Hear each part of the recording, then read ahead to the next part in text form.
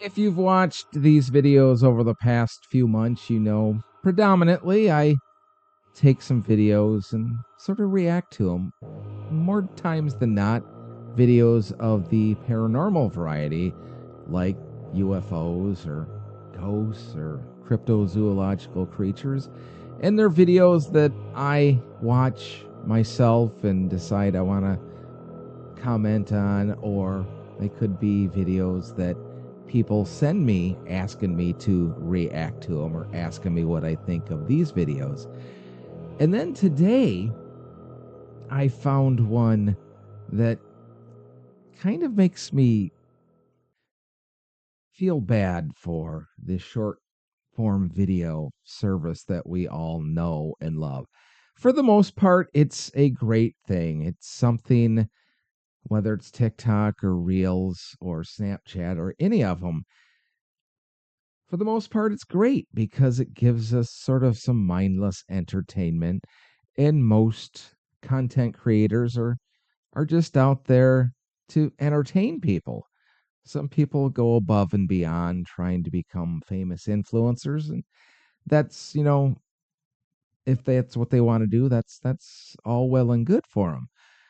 But the one thing about short form videos is there's really not any code of ethics, kind of like there is in Hollywood or news channels, which I know people are going to laugh at that, but there is sort of a code of ethics that artists have to adhere to. They can't knowingly, or they're not supposed to knowingly feed you false information, lie to you, claim something as their own. That's kind of the big one, to kind of claim something is yours and take credit for it. And that's kind of the point of this video that I found today, is it's somebody that I'll talk about it when we do the third video. But I decided I was originally just going to do that video and talk about it, but I decided, you know what? It's a UFO video, it's an alien video. And I thought, let's go ahead and take two videos of UFOs that we know have a little bit of standing, that everybody knows about, and we'll talk about those. And the first one is probably one of the more famous UFO sightings, probably without question the biggest mass sighting UFO of all time. It's from 1997, and it's the Phoenix Lights. Among ufologists, the Phoenix Lights have become one of the most iconic UFO videos ever filmed. 20,000 citizens reported seeing the strange object pictured in Dr. Katai's video. They described it as a mile-wide, triangle-shaped craft with 6 distinct lights. It crossed roughly 300 miles of airspace, with reports coming in from Phoenix to Tucson. And like I said, most of us have heard of the Phoenix Lights, and whether we believe the official story that it was flares being dropped by the local military base doing an exercise, or whether we actually believe the 20,000 people that actually witnessed it, that's a matter for debate. You can believe it or not. But let's finish the video and then I'll close shop on it. And one of the witnesses turned out to be a famous actor. I saw 6 lights over the airport in absolute uniform in a V shape, and I reported it. And they said, we're not painting anything. We don't show anything. I said, well, okay, I'm going to declare it's unidentified, it's flying, and it's 6 objects. That was the most viewed UFO event. Over 20,000 people saw that. Right. And like they said, over 20,000 people witnessed it. And as far as the flares go, there's a lot of the witnesses that have seen flares being deployed by that military base and say that this didn't look anything like the flares. And then some of the witnesses claim the thing passed right over them. And as it passed over them, it blocked out the stars in the sky. I don't think flares would do that unless they were really, really close to you. I could be wrong. I'm not an expert on it.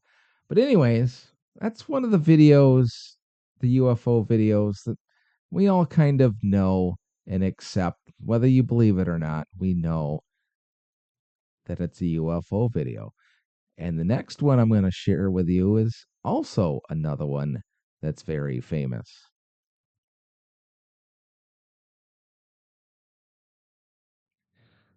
Now, the Phoenix Lights UFO was one thing because it's sort of you either believe it or you don't.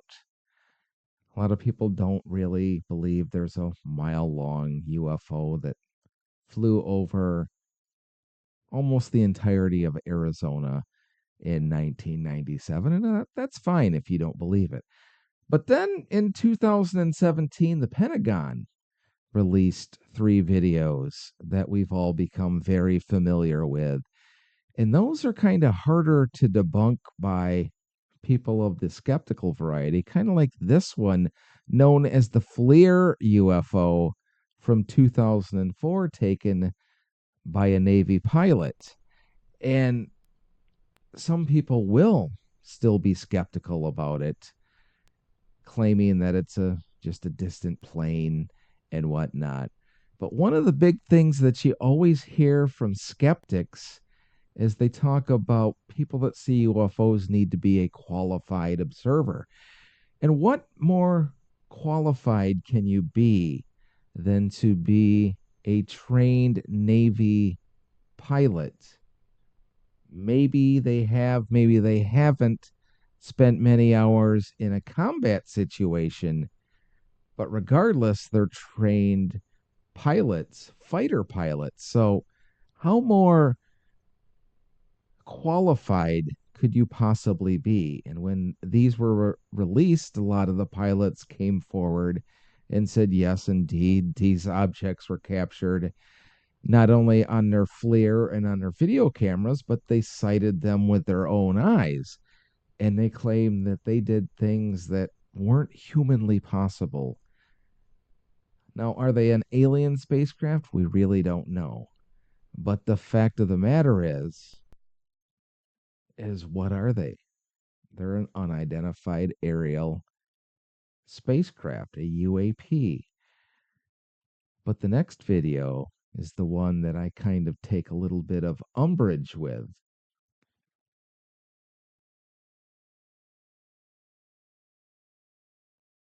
Now, my whole opening diatribe about the bad side of short video social media comes from a video I found today, as a matter of fact. And yeah, I'll just play it for you and talk about halfway through it.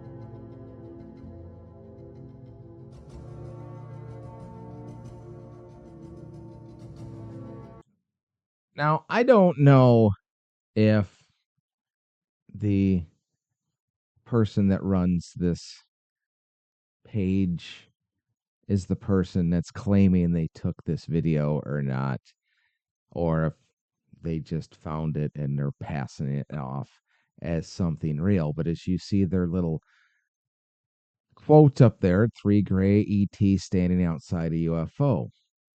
That in and of itself, from watching the video, is absolutely true, but they infer the fact that either the person that runs this TikTok or somebody sent it to them took this video, and they captured these 3 aliens while they were just out filming stuff randomly, I guess.